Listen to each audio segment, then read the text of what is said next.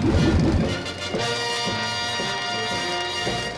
everybody, welcome to a new episode of Funhaus. This week's episode is brought to you by our sponsors Quip and Manscaped. We'll hear more from them later in the show.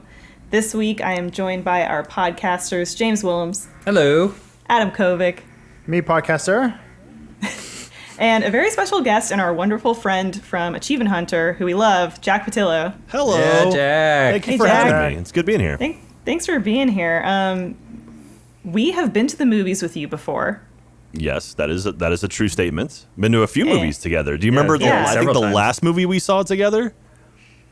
The last movie we saw together It was in L.A. It was in L.A. It was in L.A.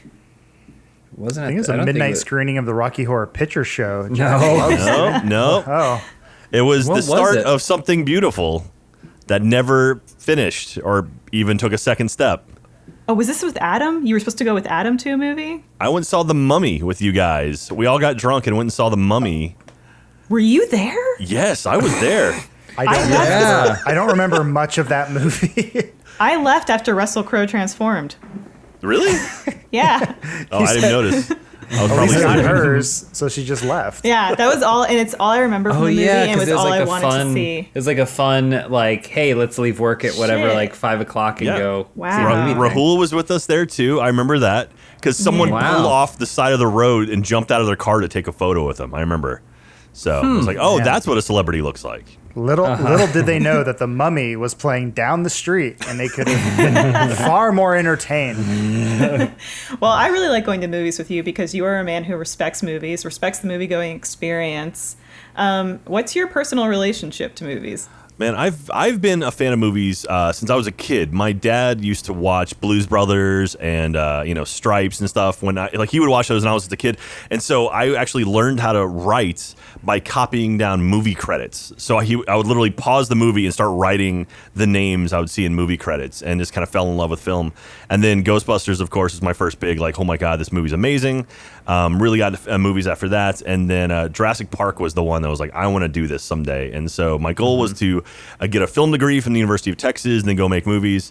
And then sort of I ended up landing on this thing where I was editing film, but I love video games, and my first job out of college was editing video game trailers for a video game company. I was writing for a website called Ain't It Cool News, which was like a movie rumor news website. It's been around for a long time.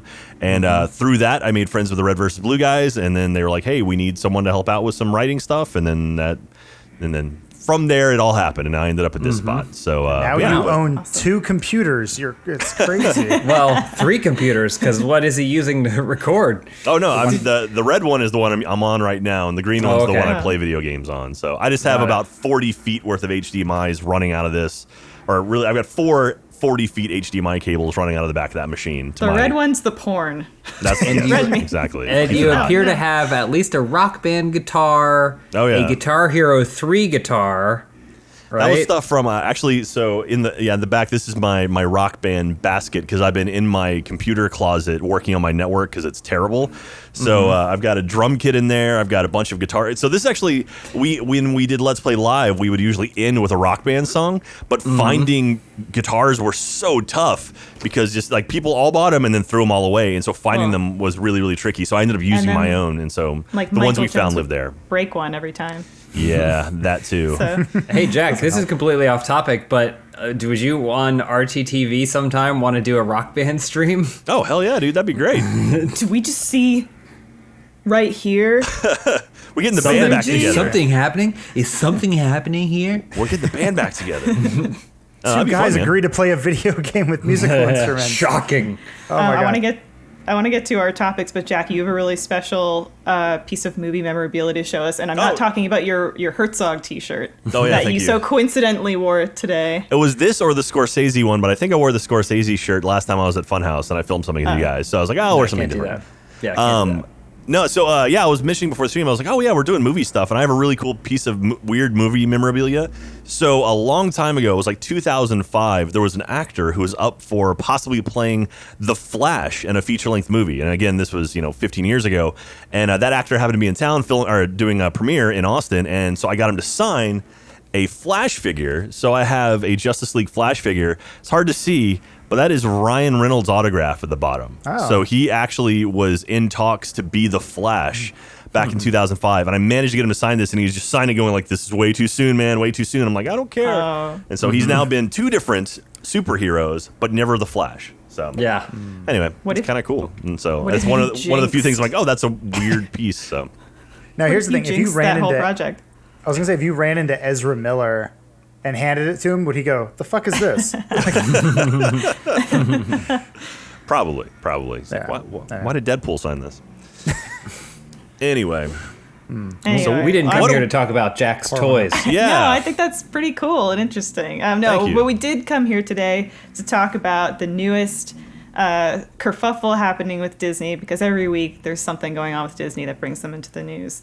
They are currently getting flack for censoring a scene from the 1984 comedy Splash, starring Tom Hanks and Daryl Hannah. If you're not familiar with Splash, Jack, you seen it?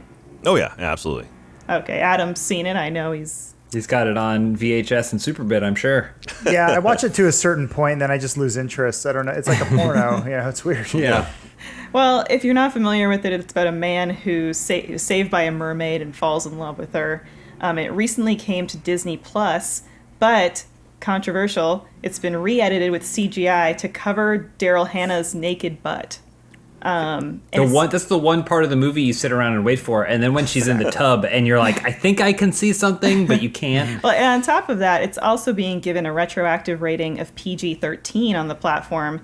It was originally released in March 1984 with a PG rating, but since PG-13 didn't exist until July 1984, it's now being, re-rated. Thanks so for yeah. nothing, Temple of Doom. We're looking at the clip right now, if you're listening to us, and it's Daryl Hannah kissing Tom Hanks, and she's about to run into the ocean. Yeah. This is the whole thing. But- This is the scene that you wait the whole movie for. Yeah. She has that weird is- patch of hair fur kind of going Yeah, on it's there. like Yeah. fur. They're covering 2 clams. It's Yeah. bothersome. Well, there's a point later on where you can see her from the front, and she has her hair covering her breasts. Did they also cover with an entire plate of fur so that way you can't see any cleavage too? And so yeah, they're getting a lot of flack for this for a few reasons. One, I don't think the CG looks very good. No. I was calling it CG is nice at best. It is. Yeah. This is baby's first Photoshop when you just sort of drag it frame by frame. Yeah, you don't really see that much of her butt in the original. It's just a little side cheek. I'm gonna That. I'm gonna just get on a pedestal real quick. Okay. We should just, as a society, determine that the butt is the hole. Okay, kind of the same way we've decided that breasts are the nipples. Yes. Yes. Okay? Okay. We should decide that the butt is the hole. You don't need to censor or cover the cheeks, Yeah. because the cheeks are not the butt. The butt Yeah. is the hole. So if there is a point where she's running, say in the 80s, things were really wild, cocaine's everywhere, and a lot of movies had shots where you could clearly see the brown butthole, then sure, maybe as a society we've moved in a different direction. But the cheeks are just the cheeks. It's no different than seeing someone in a low cut V with some cleavage. I would Right. say The crown cheeks- jewel is covered. It's protected. Yeah. It doesn't Yes. count unless you see the nipple or the butt hole in the center. Not a lot of You should- buttholes in movies. Have you Yeah. scheduled this meeting with Disney yet, where you can? I have a call with Bob. Yeah.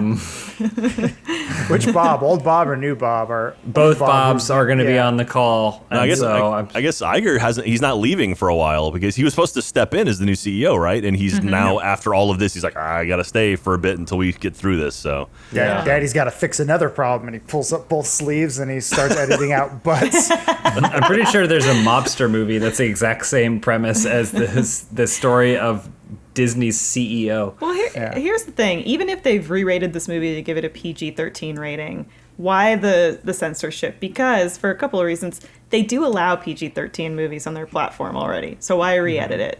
There are also some other movies with examples of posterior nudity that users on Twitter have pointed out, including the scene in Thor Ragnarok where you show Hulk's naked butt. And then also... You got a clip of that?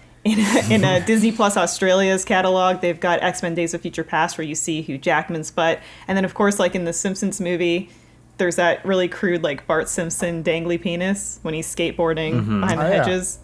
And that's still on Disney Plus. So it's sort of like, why this? Yeah. I would say maybe it's because the way that they're licensing these movies or putting them onto the platform is not uniform. Maybe because they have such a large net to pull from, it's not one controlled group that always does the thing, and whatever group was in this was like, Splash, that's a family movie. It's gonna go in the family category. Uh-oh. All the kids that saw this in the 80s grew up to be completely screwed up adults, so we have to make sure that doesn't happen again. And so they took it upon themselves to censor it, whereas the people who put on the more modern movies with butts didn't care. Now, I would have less of an issue with this if, like, the director came out and said, like, oh, yeah, actually, I'm cool with this. But anytime you start manipulating stuff without consent of the creators, like, that's when it gets funky to me. I don't like that. How does Ron Howard feel about this? He goes, my initial vision for this film was for her butt to be covered in a fur texture that sways with her body. Well, yeah, because there's the McClunky of it, where maybe the original director comes out and says, well, you know, the George Lucas, where he's like, well, no, I meant it to be this way. For him to say McClunky. Yeah. And now we're finally rectifying it. Well, I threw a thing in our chat if you guys want to look at the image, but I remember there's a shot in Avengers, which is now a Disney property, where it is I mean, this just could be Joss Whedon being a pervert, but it's like, it's Black Widow talking to Loki, and it's just a shot of her butt, like it's just on there, but she's wearing tight leather pants, and it's like you could see every curvature of what's going on there. You see more of a butt there than you do in Splash, so it's like, Oh, yeah. why I don't know what is it like a weird sort of like Mormon loophole where it's like, well, if I do it through the sheet, I won't anger God, and since there's black leather covering it, it's okay. Praise Jesus. And it's like, what the fuck? I don't understand. Have you seen the GIF of Scarlett Johansson doing her first costume test of the Black Widow outfit for Iron Man 2? And it's like she walks out and she's in the full gear, and it's like all of this crew, like Jon Favreau and all of these like producers and stuff. And she like walks in front of him and like is smiling and turns, and immediately all of them look down at her butt. Literally everyone. But it's like all the guys, all the girls, everyone's like, wow, okay. But she's also like prancing, and she does like a model turn. And it's like one fraction of tensile strength away from everything ripping apart and her butt flopping out. Oh my God. That's super creepy. How far we've come. This scene, it's so unfortunate that we as a society are still wrestling with this stuff. Just show us the butts. Who cares? It's the same with violence or language, all of these things with like censorship and what's appropriate or not. It's such a weird, like, liquid spectrum that has no rules, and I'm not sure that even matters at all. So like it doesn't make sense to me that you can have this. Yeah, well, Disney's doing a thing where they're scrubbing and they're putting caveats in front of a lot of their old material that's going up on Disney Plus, whereas a lot of other companies are saying, okay, well, we have these old catalogs that are outdated when it comes to like social norms and values, but we're more so just like choosing to examine them as opposed to like eliminating all that. Well, because Disney's doing this other thing too, where they're putting pre-roll messages in front of movies that they've edited, and they're like with disclaimers as to why they've edited them. So they're like taking out racial slurs and cursing and stuff, and it's like, okay, you can do that, but you're also effectively like wiping any material from the history of film criticism. It's weird because it seems so strange to say, yes, we allow Adventures in Babysitting. That is a movie that's appropriate for our platform, except for that one part where they say the F word. You know, like that seems weirder, as opposed to just don't mention. If you never put Adventures in Babysitting on Disney Plus because you were uncomfortable with the fact that there's a single F-bomb in the movie or whatever, like, then don't do it, and then no one will ever notice. There's also that it was Hulu. censored. Disney could put these movies on Hulu. Yeah, there's tons of places you can go to make revenue off these things that are sitting in your vault. Make whatever fits within the brand there. Don't manipulate things that fit. I mean, there's things that I understand, like, the racist cartoons and stuff, and like putting messaging in that and being like, listen, Dumbo was made in a different time, folks. But like, I think it's strange when it's these movies that is like, well, why did you even pick that? Like, who went through the vault and said this is fine except for that? You know? Yeah, this is not Song of the South. We're not, we're fine. Yeah, it is very odd. It's definitely like the Streisand effect, where it's like I never would have even thought about that, but now I'm like, this is ridiculous. It's like now they're pointing out, like we're gonna go correct things. Like, well, now you're just calling attention to it, and it makes you look terrible. So if they had just shut up and just put it up, then no one would say anything. If anyone did get upset, we would all point at them and go, "The movie came out 35 years ago. What do you want them to do? Get in a time machine and change it?" And they go, "Well, they could edit it." And you go, "How dare you? How dare you edit history, you monster!" And then you spit on them, and then you tell your driver to move the car faster through the poor part of town. Exactly. And there are some like Tumblrs and Twitter accounts that have Disney butts as their focus and themes. Where's that exactly? Okay, I'll tell you later. And there's so many of these sites. I don't know the last time you guys saw Lilo and Stitch, but Stitch got a badunk. Stitch got a wagon on him. Listen, you're trying to get into Stitch controversy now, and that's barely scratching the surface. They changed that movie so many times. Did they? Yeah. I want them. See, I want them to go back and put in the 9/11 version of Lilo and Stitch. That's the version I want on Disney Plus. They should just have certain ones, and if you can verify your age, then you can have whichever version you want. So you're like, I don't know. Wait, if so I want. You're saying that for a little bit extra, I can pay for Disney Plus 9/11? I'll pay Disney Plus, and they give me everything. They've CG'd more butts into. They CG'd her hair away during the scenes in Splash, so you can see nipples. Yeah. And then they give you the Song of the South is what comes on as a splash screen for every single time you sign in. It goes, have you watched it yet today? And then it's just the Aristocats. It's just all it is the Chinese cat playing the piano. Like it's only that. And then of course then you get the Lilo and Stitch 9/11 cut where they're flying a plane through the city. Well, I thought you were going to say it was going to be the single nude frame from The Rescuers. Oh, yeah. But it's just that image for an hour and a half, but it's the audio from the movie. Well, they also they add a new nude frame into Rescuers Down Under. Okay. So they're adding more Easter eggs from bored animators. There's slow motion for Who Framed Roger Rabbit when Jessica Rabbit falls out of the car. Yeah, absolutely. It's all in the movie. That's the version I want. I'd pay an extra $5 a month for that. We came to a strong conclusion on this, but any final verdicts on this controversy? I have one. The butt is the hole. Okay. It's not the cheeks. The cheeks are nothing. The cheeks are like looking at an elbow. This is the same. This is the same as the cheeks. Elise, I think you hit the nail on the head the hardest when you're saying if you're a company like Disney and you own Disney Plus and Hulu and you solved this issue 30 odd years ago when you created or bought Touchstone, which was meant to make more adult films so they could have their cake and eat it too, just abide by those rules once again. Or if you have this need to put it on your child-friendly platform, don't change it. And it seems odd to try to doctor history. Mm-hmm. Yeah, I think no one's going to notice, too. Willems 2020, the butt is the hole. The butt is the hole. This is the same. It's just flesh on flesh. This is the same as a butt, right? Okay. Oh, God. The only difference is when I open my arm up, you don't see when you open your elbow up, you don't see this that's a throbbing, butt. quivering, brown, wrinkly. We're going to get flagged for that. Because the algorithm, the robot's going to think that's a butt. It's the same. True. But there's no hole, so it's not a butt. So, yeah, that's not a butt. I can draw one, I guess. I don't know. The hole is the butt. Guys, you know what I think about this? I think that I'm tired of Disney trying to cleanse our minds, our viewing habits, when all you need to do is cleanse your teeth.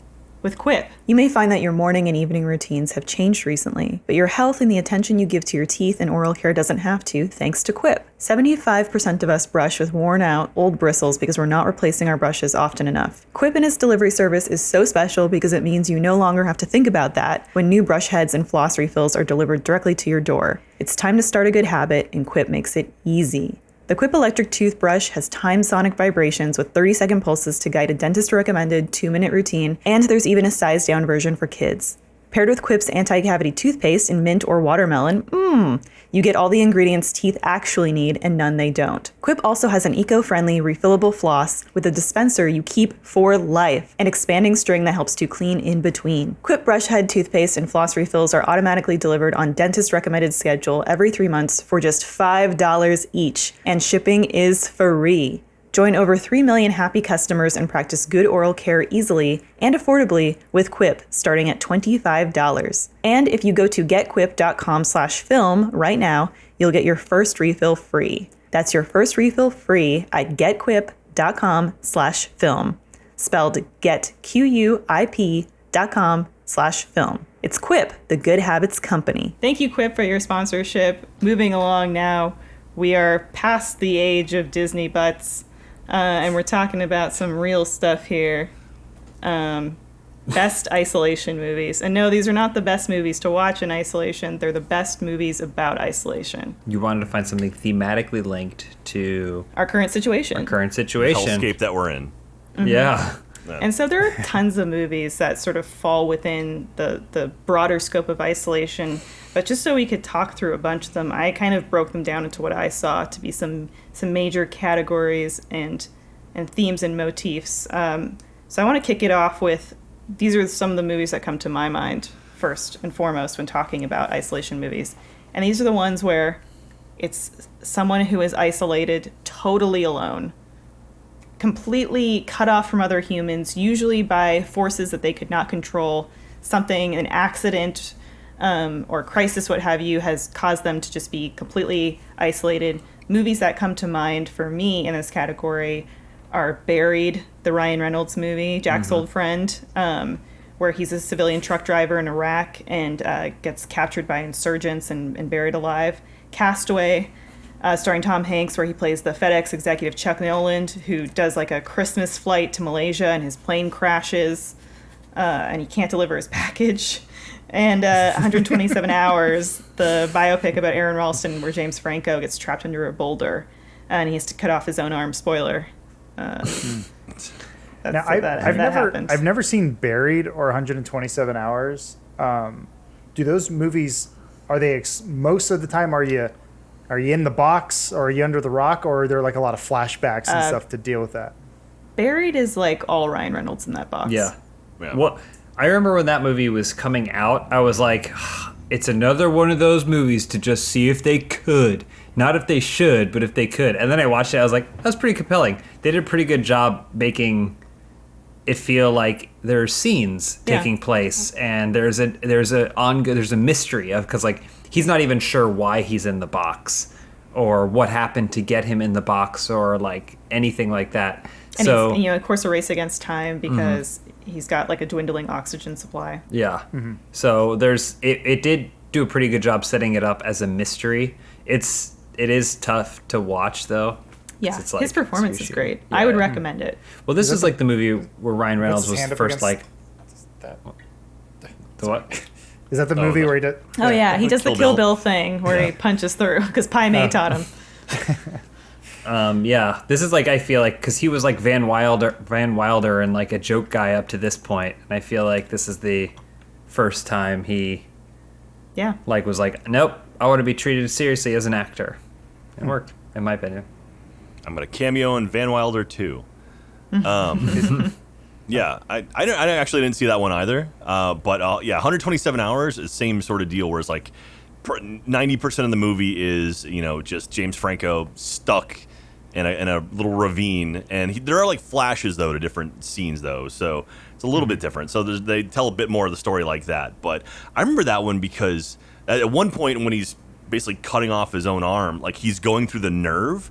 And the way the editors handled it, It was painful. I mean, it was like people were throwing up in theaters because of how bad it was. Well, it's doing like bright flashes and high pitched squeak, like the kind of thing that they visualized what nerve pain looks and sounds like. Weirdly, Yeah. I really like Danny Boyle films, but because I knew the concept of this movie and I knew what it was, like I am still afraid to watch it because it is something about it just feels like torture porn. Yeah. And I'm just like, if you cut out all the stuff where he cuts his nerve off, will I still enjoy the movie? If the answer is no, then it's like, well, maybe you're sick in the head if you enjoy this sort of thing. Yeah, I don't really Monster. have a desire to see it. I've never seen it because I feel like it's one of those things where also you feel like you have seen it because you know what the like pivotal moment of the movie is. Castaway, I have re-seen, which like I think a lot of the time, or at the time, people were praising Tom Hanks because Tom Hanks was someone that could carry a movie on his own, and it really wasn't a thing when Castaway came out for a solo actor to carry a movie like this, a blockbuster like this, and it's been especially relevant right now because there are so many people on social media that are doing the Wilson joke of like they've got a piece of sporting equipment. Someone should do the face on like a lacrosse stick or something that doesn't make sense. Well, it's also like Tom Hanks getting sick too. He was one of the first big, like, high-profile people to come out saying they got the COVID-19. So that definitely is going to come into play. But yeah, I really like this movie. And this is also one of those movies too where remember he lost a bunch of weight. Like they had him skinny down, and so like they filmed the first half of the movie, then they halted production for like 3 or 4 months, right, to like let him shed off a bunch of weight till he looks like gaunt. And I remember that was like a big deal because you don't really see that stuff before. There wasn't the Christian Bales of the world who put on or lose weight like crazy. It's one of those movies. I know it's a Robert Zemeckis movie, but it's one of those movies where I don't think I ever want to like watch it from home, and I always felt compelled to watch it when I travel. But then I realized I probably don't want to watch the beginning of the movie on an airplane. Yeah. I'm always, because I did that one time where I watched the movie Flight. We were traveling back and forth between Austin or something, and then we were in a lot of turbulence, and there's a row of people staring at my tablet in the opening scene, and they're just like, Jesus Christ. And I'm like, I'm sitting there in my chair, it's all shaking. I'm like, this is really, I enjoy the experience, but like, yeah, I don't know. I want to rewatch this movie. Actually, I remember really liking it. It's very enjoyable. Yeah. How long is he on there in like movie time? Is it like 6 months? I thought it was no, it was like 5 years because Helen Hunt gets remarried. Yeah. You said movie time, so what? An hour? No, like if the movie's real world, how much time? Yeah. He was there long enough that he considered hanging himself and then decided not to. Because he tested it. Yeah. No, he was going to, and he tested it, and it failed, and that's why he didn't do it. Yeah. So. My next category. Oh, sorry. No, I was just saying. You're making me want to rewatch that movie, but I know I shouldn't. Yeah, I know. The next category that I sort of parceled out for myself was trapped in space isolation movies. So these are movies like Gravity, 2013 with Sandra Bullock and George Clooney, where they go on a space mission and they're just doing a routine spacewalk, and there's a disaster. And I can't really say much more without spoiling it. Sunshine, where the Earth's sun is dying, and so a group of astronauts go out into space. But of course, again, space disaster. And Alien, which, bam, there's an alien. What you gonna do? Bam, there's an alien. And then that was the tagline, wasn't it? Yeah, I think so. Wally's a little bit different because there's like two parts of it. There's Wally's isolation, which is, he's the last of his kind of these cleanup robots. And God, you just see Wally and he's a robot, but you just have this like painstaking, heartbreaking emotion for him of being this like little guy that's all alone with his like... With no dialogue either, which is... The first like 45 minutes has no dialogue. Yeah, and just his tedious tasks on Earth, but then there's the by and large ship, which is in space. That's sort of its own kind of, not really isolation because it's full of people, but the people themselves are all kind of socially isolated from one another. They're all obsessed with their screens, And then, of course, the ship is kind of stranded out in space. So Jess and I just rewatched WALL-E a little while ago. So did we. It holds up so well. But there's one part that I remember caught me off guard where WALL-E like knocks someone and the screen turns off, and then it happens to a guy and a woman, and they look at each other and go, "Wow, we a person." Except there's babies on the ship. So it's being extracted. Yeah, the chair extracts. Okay.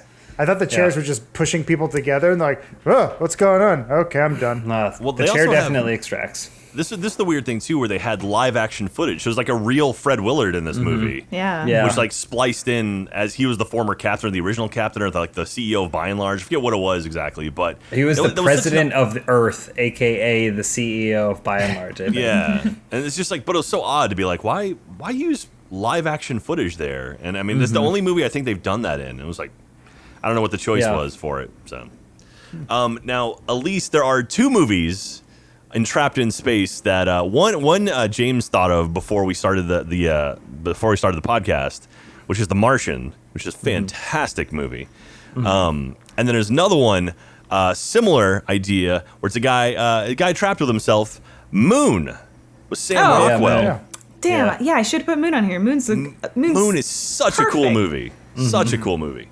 Oh, and, if you haven't seen that, it's Sam Rockwell in just an amazing performance. And I think it's Kevin Spacey is the voice of the robot in that movie, right? We're going to have to redub that robot. Anymore. Yeah, Disney's going to change that. It was fur over the robot. And Moon was directed by Duncan Jones, who's David Bowie's son, and it came out during the writer's strike. So it was like it came out during a weird time. So Duncan Jones, who went on to direct the Warcraft movie. The what movie? Never heard of it. Yeah, exactly. I don't know. Elise, to answer your question, we were watching Goldmember last night. Yes. And in the opening of the film, when they're filming the Austin Powers movie starring Tom Cruise as Austin Powers, Gwyneth Paltrow as Pussy or whatever. It was like Plouma Vagina or whatever. and then I remember those two, but I completely forgot that Kevin Spacey is Dr. Evil. Oh, yeah. And he's like doing his Dr. Evil. And I was like, well. And then Danny DeVito's Mini-Me, right? Yeah, Danny DeVito's Mini-Me. But yeah, that was a major oversight not to include Moon. You're right, Jack. Unacceptable. As long as you understand that you did that wrong. Yes. Jack likes putting people in their place. Exactly. That's why we brought him on this show. If I'm not taking people down a peg, what am I doing? Come on now. I also tossed Pandorum in there. Okay. Ooh. Except for, spoiler, it's not technically in space. What? I was going to say, Spoiler. also, technically, it's not an isolated movie because there's like 18 people in it. Yeah. Isolated. I mean, you could throw Event Horizon in there if you're throwing Alien in there. Hey, That's movies in space. What movies take place in space? Guardians of the Galaxy. Yeah, I know. Sunshine, we Space talked is about very on this isolating. show. Yeah. We talk about Sunshine all the time. You should just watch. If you I watch love this show Sunshine. more than once and you haven't seen it, you just got to watch it. My next category is trapped and terrorized. So these are like someone that's trapped somewhere, and there is an outside force that is just terrorizing This is my the living nickname in daylights high out of them. school. I know, trapped and terrorized. So these are movies like Panic Room, where Jodie Foster plays a woman who her and her daughter are threatened by intruders. They're trapped in their New York brownstone. And, of course, they've got a panic room, so they're hiding. Green Room, Jeremy Saulnier's, I love this movie. There's a band that gets trapped in the venue they're played at after they kind of get Piss off into a it bunch with of white with supremacists. Yeah, with some white supremacists. But that movie is just tension, the movie. Get Out, which is pretty recent and everybody knows it. It's Jordan Peele's social horror movie about a guy named Chris that's in a relationship with a woman whose family Yeah. How do are you big explain that? racists. I was going to say, Don't Breathe, which was kind of like a surprise hit in 2016 about these three kind of punk kids that rob a blind man's house and get more than they bargained for. The Invitation, which is a weird one, where there's a dinner party where the hosts kind of have an underlying motive for their guests, and then Misery, which is sort of the all-time, someone torturing another human, the Stephen King book, where Kathy Bates kidnaps injured James Caan and keeps him captive in her home, and she's gotten axe people. But yeah, I like this genre a lot because I'm a sicko. But I like all these genres, but yeah, these are interesting ones because they generally focus on just like one person's perspective. Yeah. And the whole world around them is all screwed up. There is one on here that you missed, Elise. When I was, I want to say like 7 or 8 years old, I caught a softcore porno on Showtime about these ghosts that were trapped inside a house, but they found out that only 2 of them could leave. And so it was two women and a guy. And so one of the women, the guy bang, and then they're allowed to leave. Can you add that movie real quick? what's it called, Adam? I'll put it into my... I think it's called Adam's First Erection. Emmanuel's Ghost. The Invitation, actually, that was one I did want to talk about because I think that's one of those like sleeper hits on Netflix. Super indie movie that you can tell they shot on a bunch of weekends, but it hits tone really well. It has this really creepy air about it that you could like you don't know what it is, but you do, and it's very unsettling. Actually, I really enjoy that movie, and like anytime I'm at anyone's like weird like house party, I think of this movie. You have definitely made jokes at events we've been at This where you're feels like like, "Are we in the It's invitation?" my Because birthday. everyone's having a good time, haha, and then they're always like, the door's locked. Why? And then they're always like, here's my friend Bill from down the street, and you're like, I've never met Bill, and he's really creepy and tall. Yeah, I'd say like Get Out and this movie are sort of similar, and it's like, oh, you get lulled in with this false impression of just a nice social gathering, and nope. Yeah. That's the actor from the Blumhouse movie, right? The the one where the robot takes over his body. Upgrade. Upgrade, yeah. I think you are correct. Yeah, Logan Marshall Green. Okay. Yeah. Yeah, I never saw The Invitation, but I looks cool. Yeah. Yeah, I think it's like worth a watch. Yeah. It's definitely a fun take on everything. Get Out is such a good movie. It's so crazy how, you think of like, Jordan Peele is like from Key and Peele and doing these sketches, but then you go back and really watch some of the old Key and Peele stuff, and it's like he knows genre so well. Like if you go look at his stuff, like the really stylized, like because they did some horror stuff in Key and Peele, and like the way they did it was really, really well done. And it's like, oh, yeah, because he's a movie nerd, he's a film nerd, and it makes 100% sense that he would do something and like, oh yeah, he knocked it out of the park. And so it's great. Yeah. You're really right. I think people overlook that with comedy and sketch comedy, where it's like, oh, to really execute on parodying this motif in this genre, you've got to know it. Yeah, do if you that. do it right. Well, I want to see Jordan Peele and Ari Aster, who did Hereditary, work on something together, because I think they're both. I think that at their hearts they're comedians, but they're like tortured comedians, so they understand horror and like sort of like it's sort of like that Lynchian sort of like suburban horror in a weird way, like just another one of those things that like they're really good at just making things unsettling, like just weird, but I think that's because that's what they find funny. Yeah, I mean, it's the kind of thing where comedy, like you're going in one direction and you're like, well, I can either try and diffuse this and get everyone on the same page laughing together, or you come to a crossroads and then you go, or I can turn this into the most awkward thing in the world. Like that's kind of always a decision you make when you're doing comedy. And so it makes sense that it would translate either way. They just decided, all right, well, instead I'm going to start going this way and going to that road. Jordan Peele executes perfectly on making you feel just completely terrified for Daniel in this movie, and so uncomfortable, and just so like, also you just feel like angry for what's happening to him too. Like he just gets it perfect. Yeah. There's definitely moments like very like classic like Sam Raimi stuff, like Evil Dead, like even in the trailer there you see like the deer comes alive. It's like, oh Jesus, just weird stuff just throws you off guard. And I dig it. I love that kind of stuff. Yeah. Academy Award winning film. I think the only one on this list. Next to that porno I saw. Does Kathy Bates have a Academy Award for Misery? Yes. Absolutely, Probably. right? I think Probably. Wally also has an Academy Award. Shut up. Gravity. Didn't Gravity win a bunch? I think Castaway the actually porno. was at least nominated.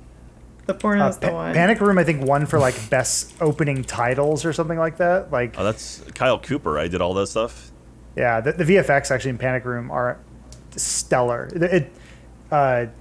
David Fincher's one of those people where it's like you don't even notice that he's using CGI in his Yeah. movies. That's how good Well, it is, and it's like I don't know. Some of it, when you're watching it at the time, it does, but when you watch it again later, you're like, oh, that's a CGI tube that you took me. Or like when you're watching Fight Club and they're like, what's in this trash can? And it looks like a trash can I made in Blender.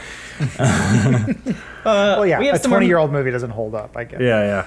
There's some So more movies to talk Jurassic Park about. holds up. 30 years old and it still holds up.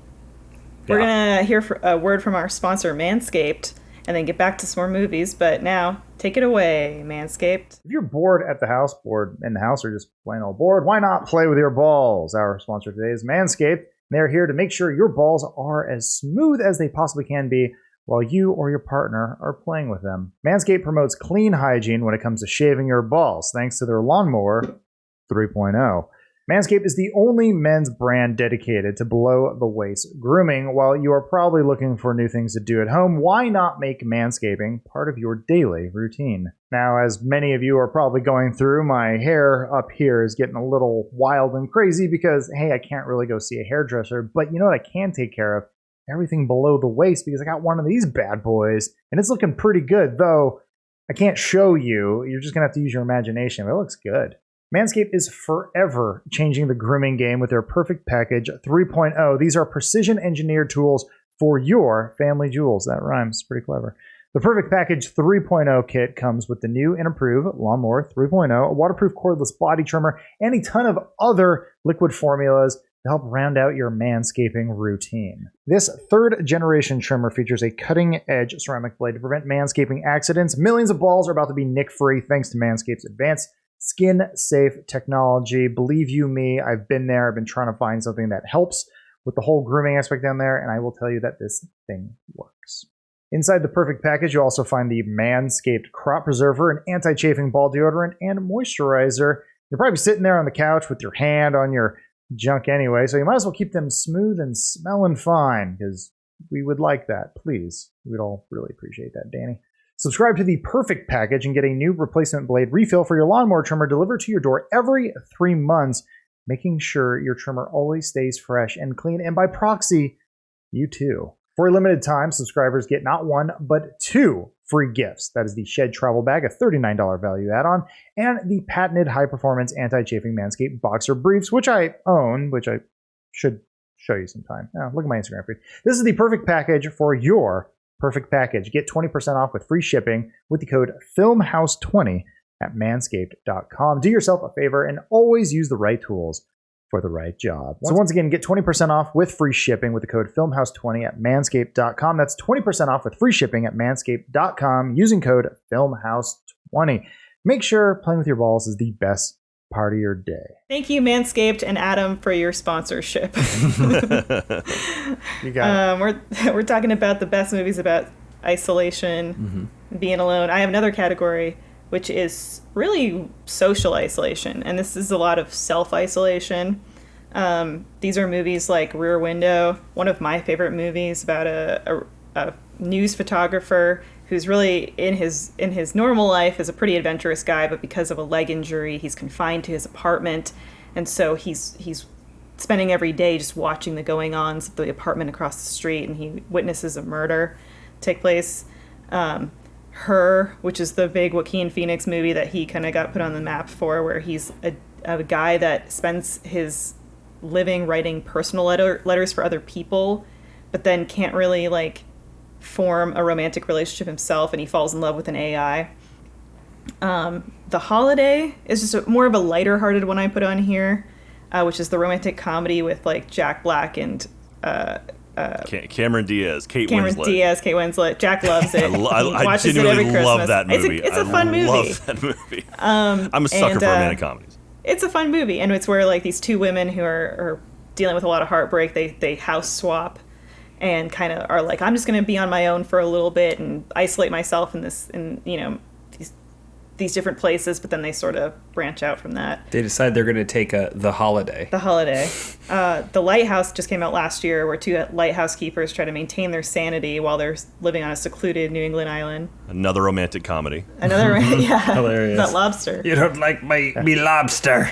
And then Green Goblin and Batman try to fight it out. the big one, The Shining. Is that the Psycho I did noise? Psycho, but I didn't mean. I'm sure there's some sort of high-pitched thing that we can find The in the Shining. show. It's got the intro. It's a bwah, Yeah, wah, bwah. wah. That's what I where they're really flying meant. over. I just thought it The was cool that Ian McGregor grew up to be him. Like, I mean, it's See crazy. Danny. Yeah, I just want to like, clarify. that kid one day will be Obi-Wan. That's so cool. I am not referring to the Steven Weber The Shining. I am referring to the 1980 Well, then I'm going to have to go. Nicholson The Shining. Yeah. I'm going to have to go. Got- That's the only one I'm familiar with. That was so the TV movie version of it, which Stephen Yeah. King liked more than the Kubrick movie version. because he Yeah, felt like sure. it was more true to his work. Turns out he has terrible taste. And yeah, I have another one I could throw in there for lighthearted. Yeah. About a Boy. I don't know if you've ever seen that. Yeah, It's, I love About a Hugh- Boy. Hugh Grant's character is very self-isolated, and he talks about it. The whole theme of it is no man is an island. Isn't it? Yeah. Yeah. Great movie. And if you ever wondered what the actor who plays Beast now in the X-Men movies used to look like, I think that's him. Yeah, it's him. He was a little Yeah. shit.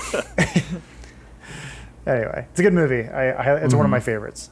Yeah, Yeah. The Shining is a fantastic film. It's one of those ones, like, watching it now, like, I actually watched it recently. We did an event where we went to see Doctor Sleep, and we went to the Stanley Hotel, which is where the Shining is based off. The original book is based off. Stephen King wrote it there. And so the Steven Weber version of The Shining was actually shot in the Stanley Hotel, which is pretty cool. But watching, like, I got to watch the movie on my laptop inside the hotel. Like, that was pretty trippy. And then we went and saw Doctor Sleep later. Yeah, it's a real good one. And if you haven't seen Doctor Sleep, I highly recommend it. It's a very, very good sequel, good follow-up. So it's a good 1-2 punch. And so, but yeah, Jack Nicholson he gets crazy very quickly, surprisingly, in that movie. If you watch it, there's no slow build. It happens almost immediately. He was just looking for an excuse, I think. Yeah, he's a broken person before he ever got to that place. There's just so much done in the way that this movie is visually constructed and shot to make you feel completely cut off and removed and isolated Yeah. and scared.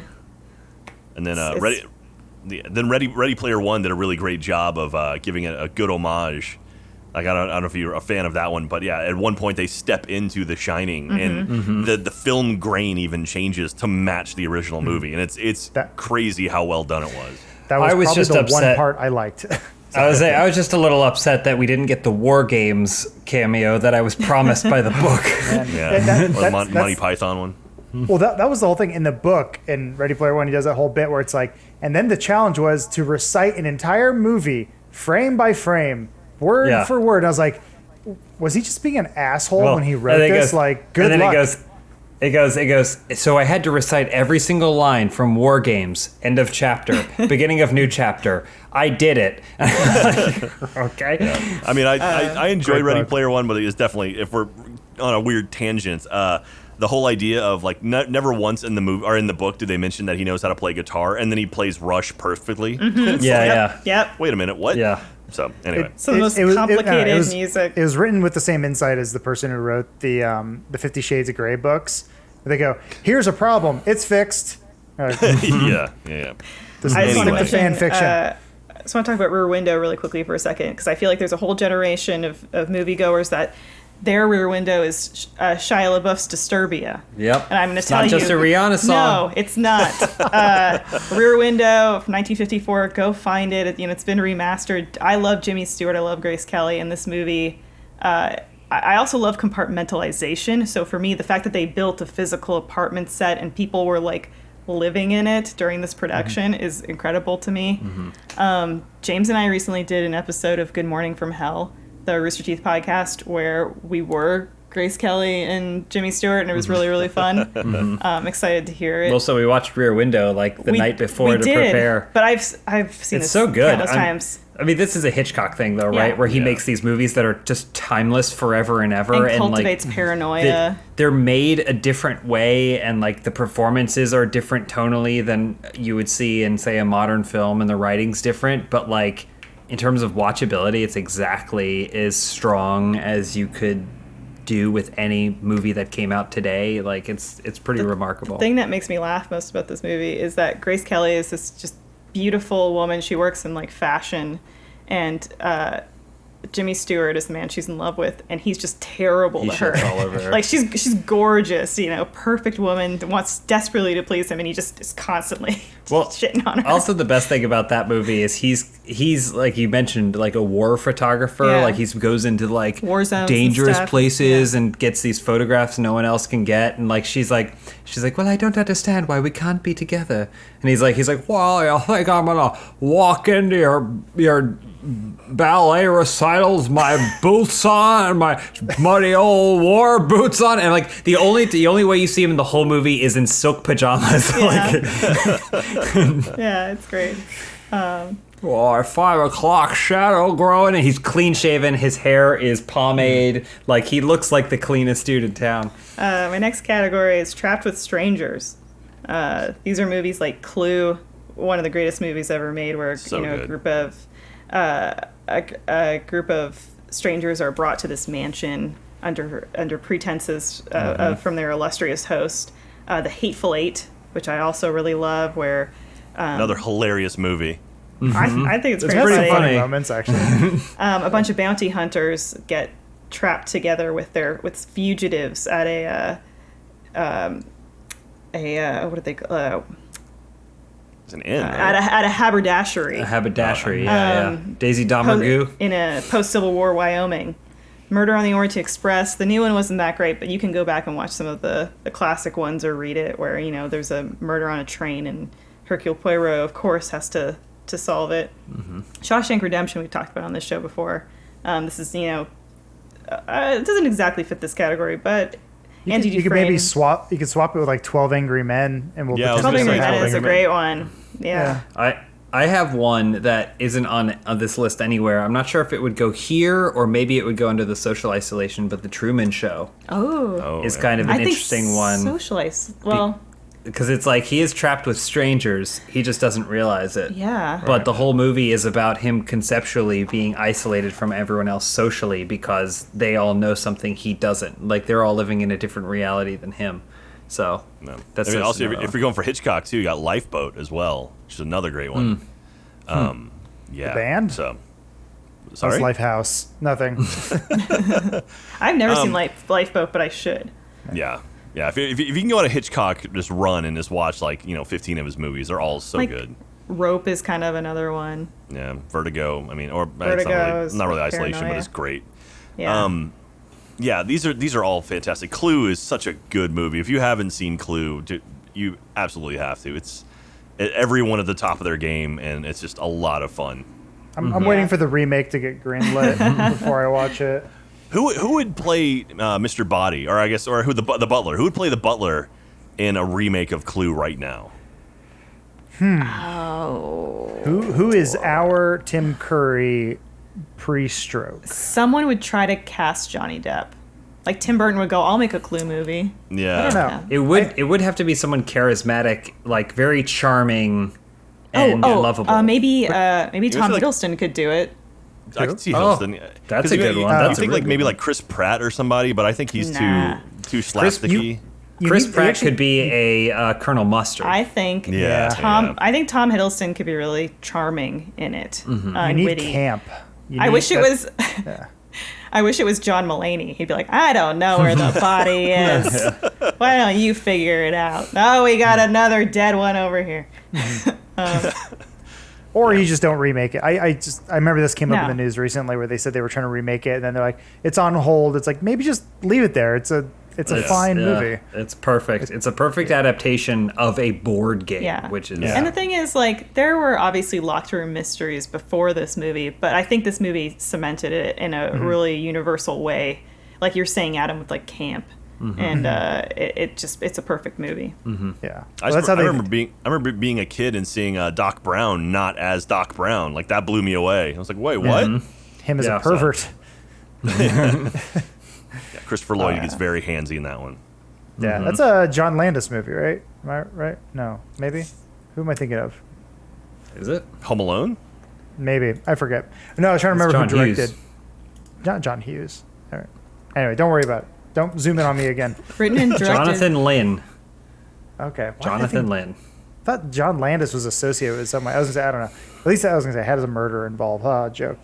That was the one that had 3 different endings that they would randomly send to theaters, right? And the initial way, like you could walk out of the theater with a different ending than someone else. Yeah, but I think that kind of backfired in a way that they didn't expect. Like, people were like, what? You mean I didn't see the movie? Yeah. Well, but this is also a time when movies were in theaters. They were like, all right, how'd the opening weekend do? Great. How did the opening 6 months do? Perfect. Yeah. Yeah.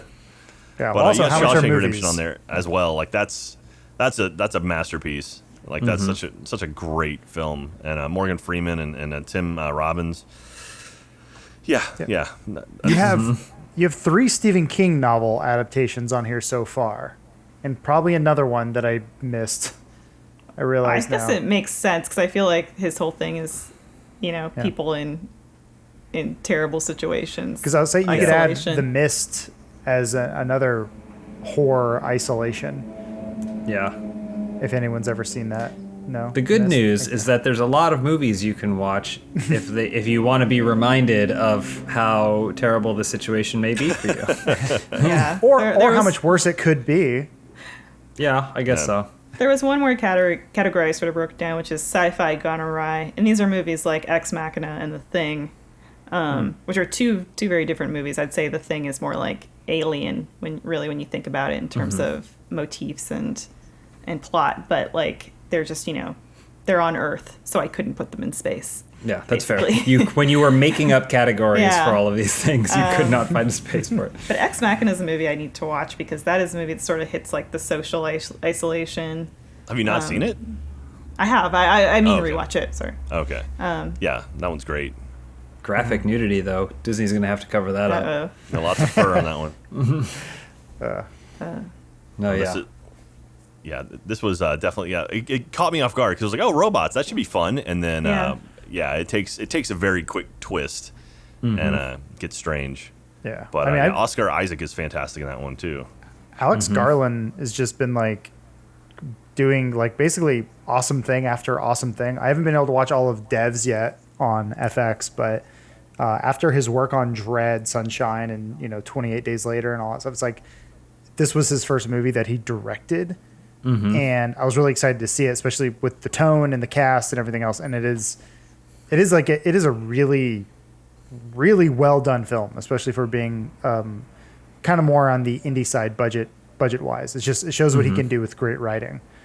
Yeah. And directing. Alicia Vikander. I'm sad to me that she hasn't gotten bigger than she deserves to be. She's a great actress. She was.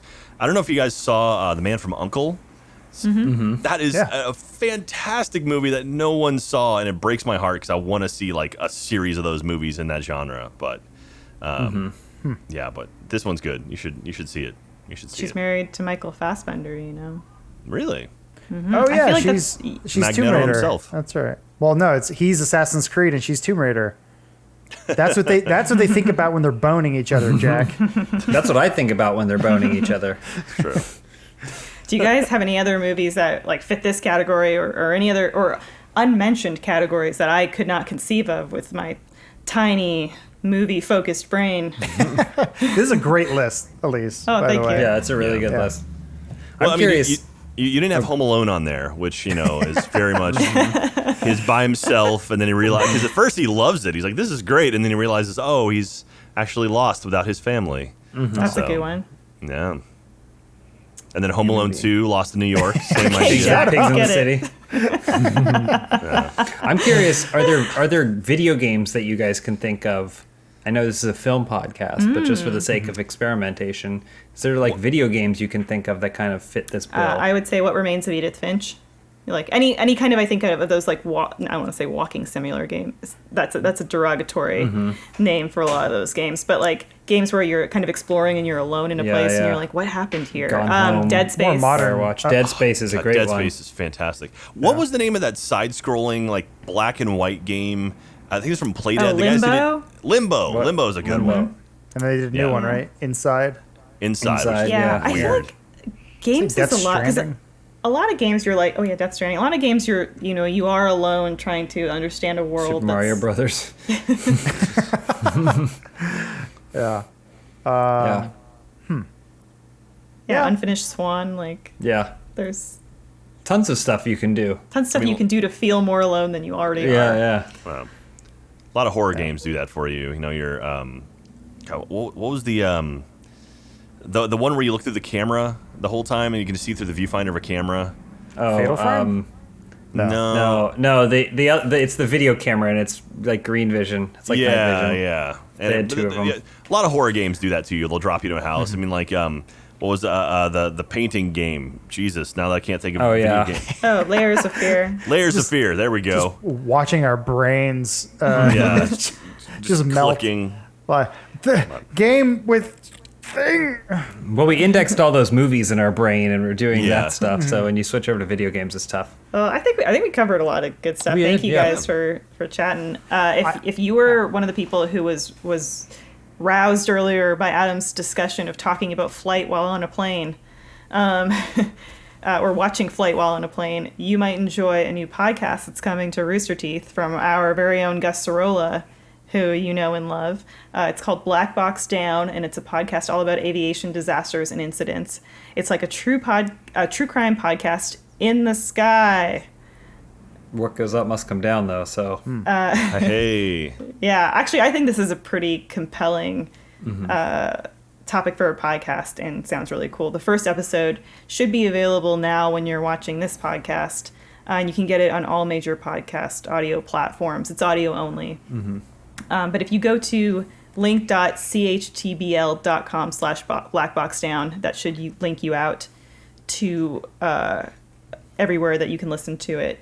And also, just for everybody listening and watching on YouTube and elsewhere, just so you know, we are pumping up the streaming and content on roosterteeth.com. We've got a bunch of event streams and live gameplays and stuff that are happening right now. You can check out every day.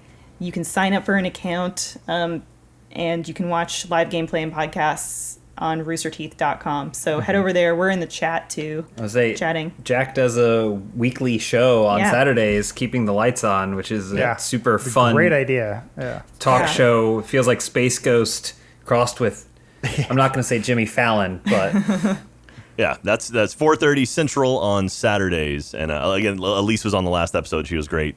And so, Firebombed it. It's bad. it was awesome. It was really fun. Any final thoughts before we say goodbye? I mean, it's crazy how much people are turning to media during this time. Like, once you're sort of trapped inside, it's like, all right, I got to start watching stuff and just digging through old TV and old movies. And it's just like, I'm glad we have all this. I'm glad we have access to all of this stuff, because I would lose my mind if I was just sitting, in my bedroom with nothing to do, reading the back of a shampoo bottle. So, Yeah. absolutely. Yeah, I'm very grateful to be able to think off the top of my head, what's a list?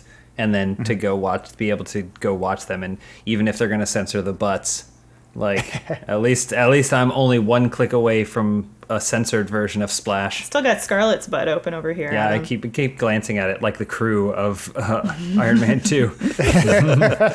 I was gonna say, I know isolation does have a negative connotation to it, but I think sometimes you can look at it as a positive thing, whether it's to give you some sort of basis of comparison for the rest of your life, or using it sometimes as a way to like mentally prepare yourself of like, am I able to entertain myself with nothing other than a shampoo bottle and a copy of this porno I watched when I was 8 on Showtime? And it's like, I think you can try to find the positives in times like this. And I think that's a lot of what these movies do. Sometimes obviously, there's some negativity or there's some negative consequences in these movies, but try to remain positive in a time like this too. And kind of like what Jack said too, we are flooded with entertainment, but that also doesn't mean you can, go outside every once in a while and go for a walk around the block. As long as you're being safe. Take some time to reflect and refresh. Yeah. If you can. But a lot of people are still working really hard during this time, making everything the world go round for everyone. Thank you. Thank you for that. But thank you guys so much for being on the podcast. This was a fun discussion. Thank you, Jack. We Thank you love for having having me. you and stuff. Oh, thank you very much. Thanks. I enjoy hanging out with you guys. Aw, thank you, Jack. Same. Yeah. And thanks to our TD Shane, killing it. And subscribe and tune in. We'll see you guys next week. Night. Bye.